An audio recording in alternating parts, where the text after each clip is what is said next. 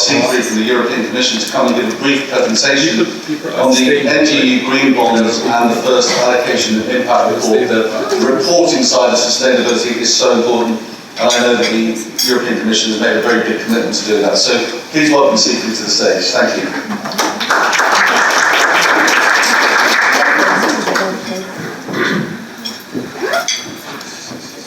Thank you, Clive. Next to you, yes, it's me again.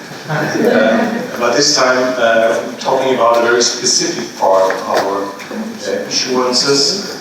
I want to give you some more details on our green bond program and the green bond, or the reporting related to the green bond program. I also want to put this a bit into perspective, into the more bigger dimension of what we do at the Commission.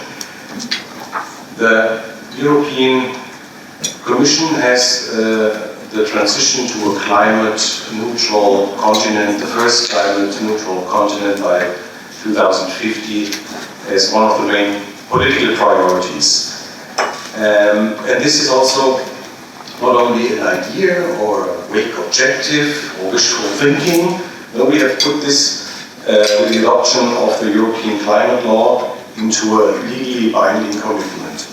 And part of this is also the Fit for 55 program, which is making it more concrete by providing a path to this climate neutral continent with the objective to reduce CO2 emissions by 55% by 2030 compared to the 1990 levels. So this shows how important and relevant this fight against climate change is for the European Union. And consequently, the green bonds are part of it. The green bonds are based on the NextGenerationEU policy. We heard about this a few times this morning, which was born in the pandemic crisis.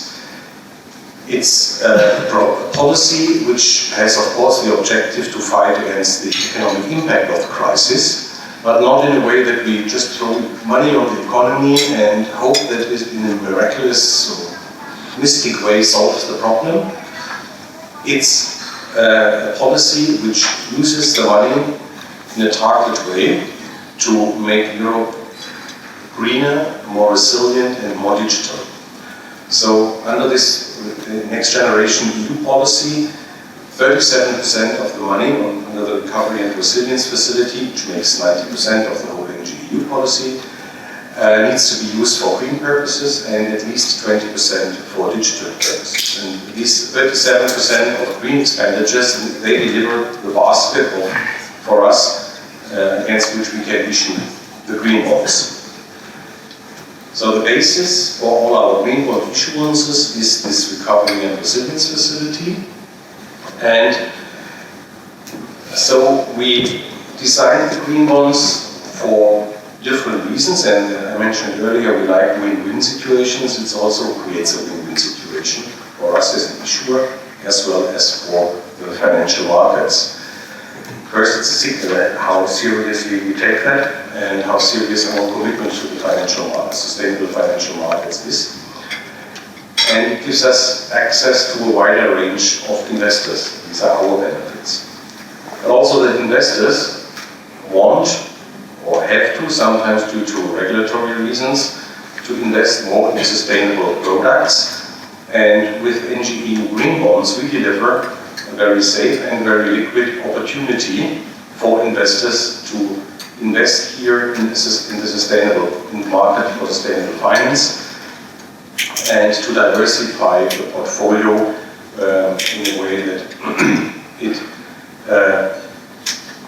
gets another attractive asset as part of the portfolio. And at the end, we also think, hope, expect that there's some kind of multiplier effect and that it may create further sustainable investments or encourage further investors to go to the market for sustainable finance or also issuers to invest in green bonds, to issue green bonds. Now, the basis is the Recovery and Resilience Facility and all the rules and regulations we have there. And based on this, we created the NGEU Green Bond Framework, which is aligned with the golden standard at the time when it was created, the ICMA or ICMA Green Bond Principles, and it also fits, of course, with the overall ESG strategy of the European Commission. With this, we provide here a robust contribution to sustainability and really an advanced level of ESG risk management. This is also widely accepted by markets. For example, based on that, we were included in the MSCI Global Green Bond Index. The Green Bond Framework is based on the 4 standard pillars of the ICMA Green Bond Principles: use of proceeds, expenditure evaluation and selection, management of proceeds, and reporting.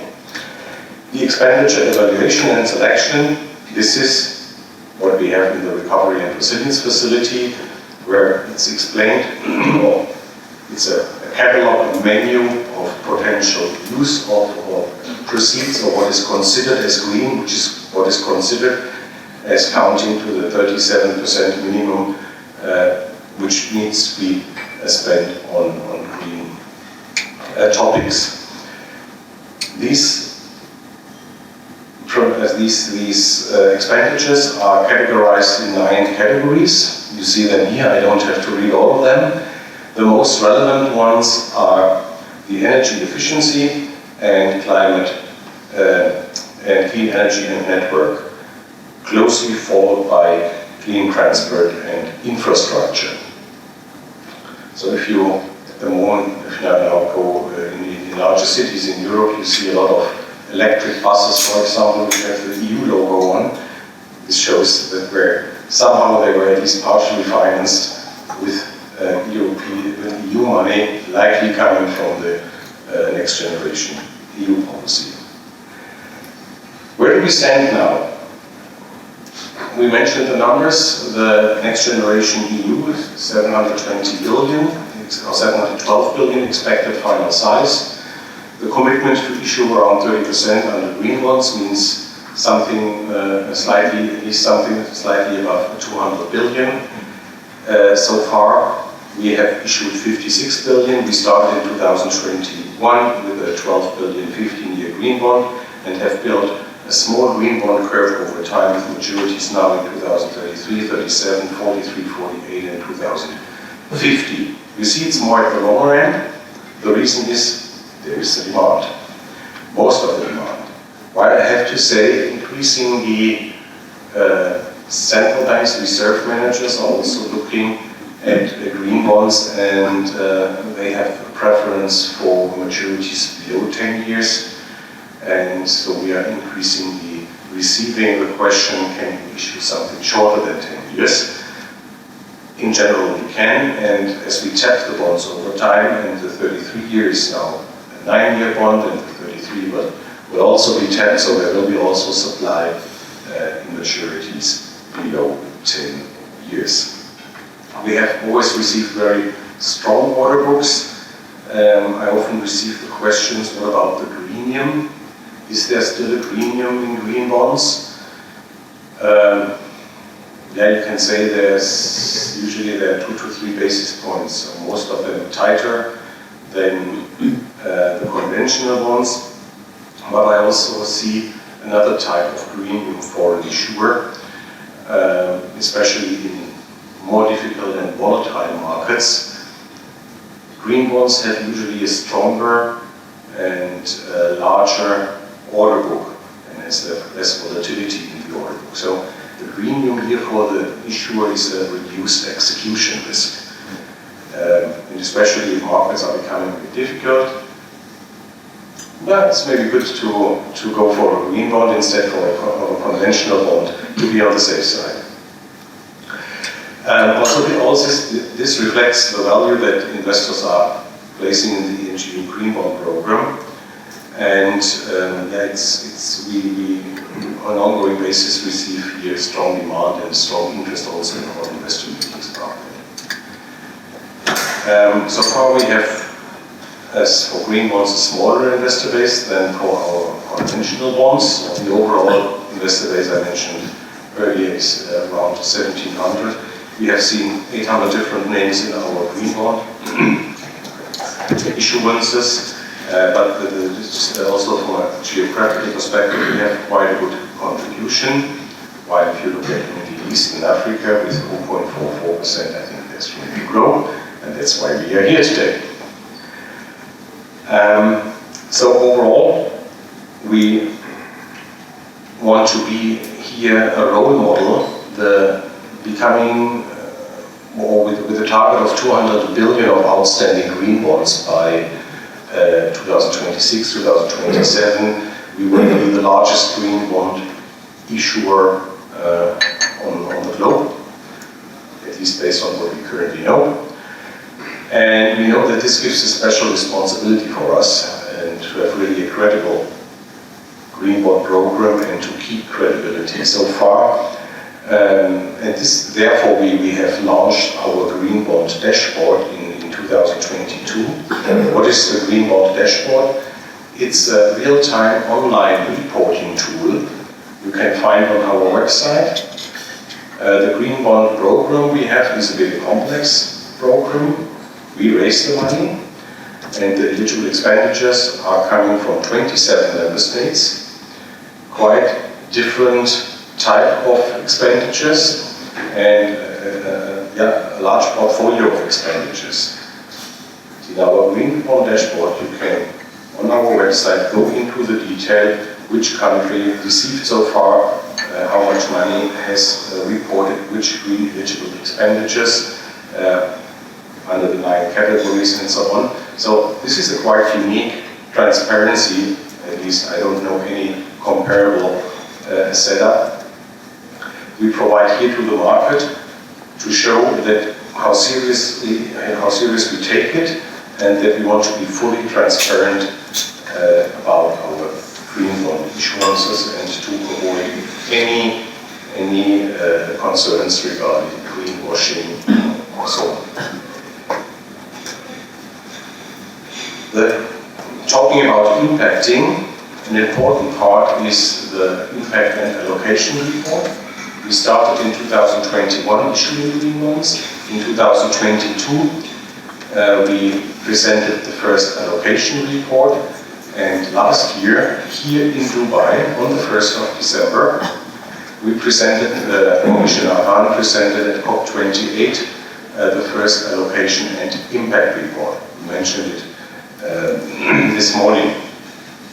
Here we provide updated data regarding the allocation of the EU green bonds, and it was the first time that we gave information about the impact. The whole impact reporting is based on a thorough methodology we developed together with external consultants, specialists, and academics and science. It's done in several steps.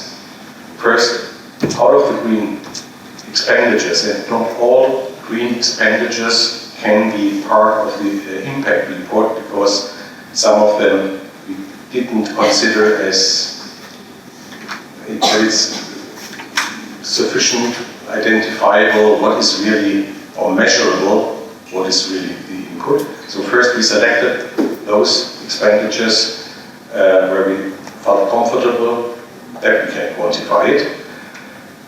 Then we had to find some parameters how to measure it. For example, here in case of solar panels, it's megawatt hours of installed capacity.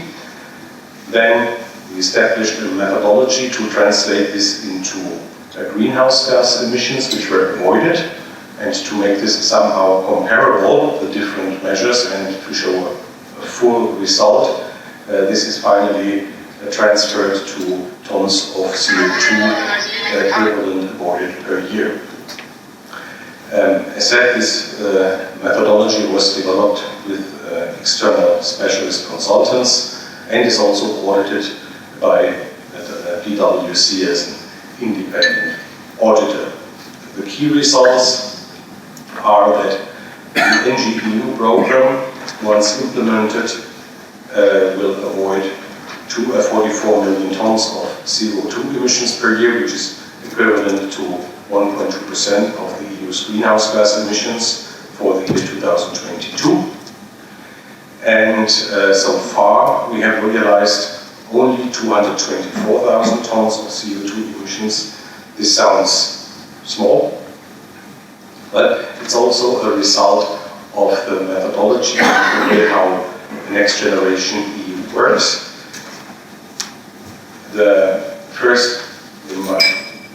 While other green bond issuers often finance via green bonds investments of the past, we finance investments of the future. So we raise the money, we give the money to the member states, then they have to build the wind park or the solar park.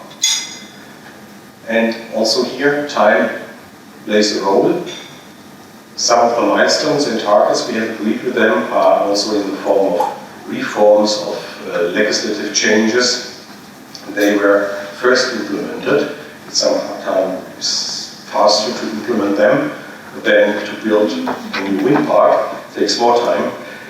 So over time, the number of realized impact will increase and accelerate. Here, again, an overview of how the impact is expected to be. And you see that energy efficiency, clean energy, green transport and infrastructure are playing here the major roles. That's about the NGEU Green Bond Program. As I said, we will become the largest green bond issuer worldwide, 200 billion plus. Over time, it takes time, and we want to do it in a credible way. This is also why we take time to do it. We don't want to put credibility at risk here, because for the market for sustainable finance, credibility is a core element to make it a success.